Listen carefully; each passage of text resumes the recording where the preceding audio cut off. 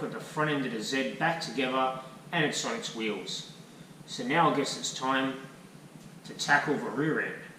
And the first job we have to do is rebuilding the shocks and springs. So let's get to work.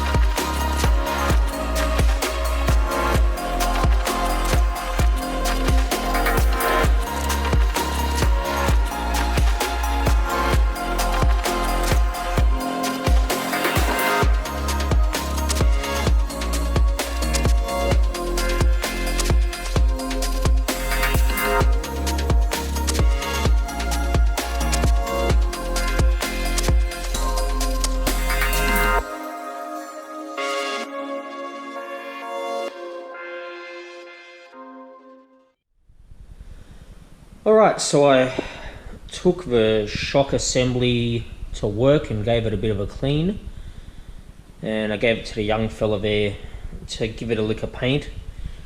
So he hit it with some 2K direct gloss. However, I think he thought he was working at West Coast Customs, and he took the liberty, without my asking, of adding metallic flake to the paint. So now my rear shocks are all metallic black. So, you know, it's okay. Sparkle, sparkle, right? Just means he's going to have to do the other shock the same when I strip that down.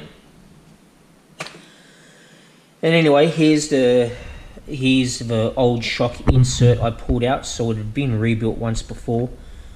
It's had Takiko aluminas in there, which are a really, really good shock. But can't get them. So here are the XLGs that I got for Summit Racing in America that I'm going to put in there.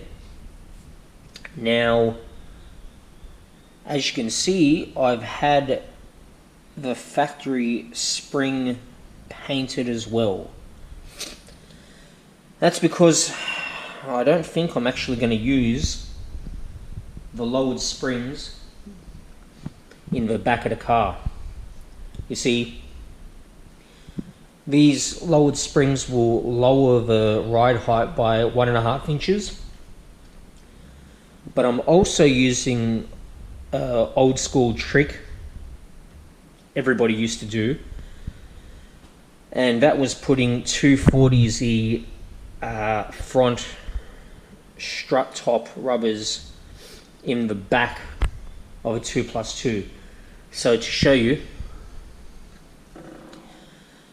that's the factory strut top rubber for a 2+2 4-seater, and you can automatically lower it 1.5 inches by putting this in, which is a 240Z front strut isolator.